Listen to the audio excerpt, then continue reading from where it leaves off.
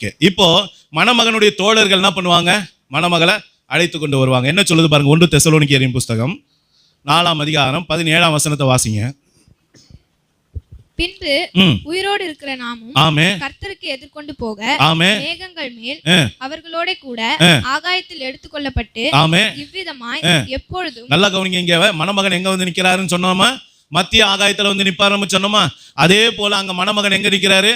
கூப்பாக்கு வெளியே, அதாவது அவ மணமகளுக்காக கட்டப்பட்ட வீட்டுக்கு வெளியே தான் நிக்கிறாரு, தவிர மணமகளுடைய வீட்டுக்கு வரல.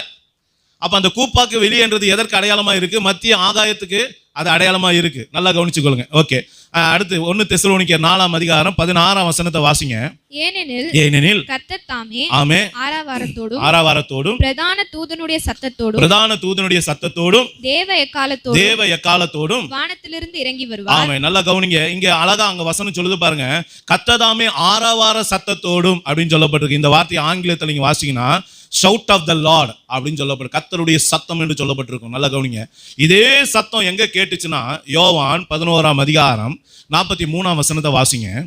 இவைகளை சொன்ன பின்பு லாசருவே வெளியே வா என்று உரத்த சத்தமாய் கூப்பிட்டார். இந்த இடத்துல அதே வேர்டு தான் ஆங்கிலத்துல பயன்படுத்தப்பட்டிருக்கும். நல்லா கவனிச்சு பாருங்க.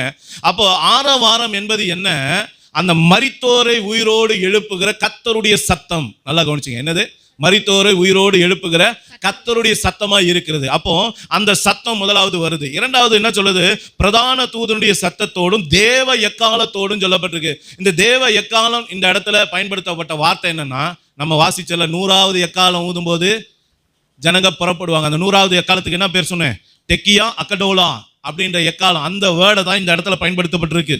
அது மாத்திரம் இல்ல, 1 கொரிந்தியரின் புஸ்தகம் 15ஆம் அதிகாரம் 51, 52 வாசிங்க. இதோ ஒரு ரகசியத்தை உங்களுக்கு அறிவிக்கிறேன்.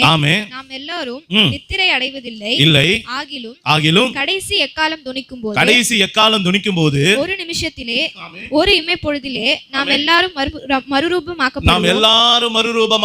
நல்லா கவனிங்க. அங்க மணமகனுடைய தோழர்கள் அங்க மணமகளுடைய வீட்டுக்கு வரும்போது ஆரவாரத்தோடு வருவாங்க. அவங்களும் என்ன பண்ணுவாங்க? எக்காலத்தை ஊதுவாங்க. அந்த எக்கால சத்தத்தை கேட்டவனே மணமகள் என்ன பண்ணுவான்? ஆயத்தமா இருப்பா. அந்த மணமகளை கூட்டிட்டு பல்லக்கில் வைத்து அவங்க என்ன பண்றாங்க? மணமகன் இடத்துல கொண்டு வருவாங்க. இப்படியாக அந்த மணமகனும் மணமகளும் என்ன பண்ணுவாங்க? கூப்பா என்று அவங்களுடைய வீட்டுக்குள்ள போய் கதவை அடைத்து கொண்டு 7 நாள் திருமண கொண்டாட்டம் அங்கே நடைபெறும். நல்லா கவனிச்சுக்கொள்ளுங்க. 7 நாள் திருமண கொண்டாட்டம் அங்க நடைபெறும். அந்த 7 நாள் தான் இந்த பூமியில 7 வருஷ உபத்திரவ காலம். அந்த 7 நாள் தான் பூமியில 7 வருட உபத்திரவ காலம். நல்லா புரிந்து கொண்டீங்களா?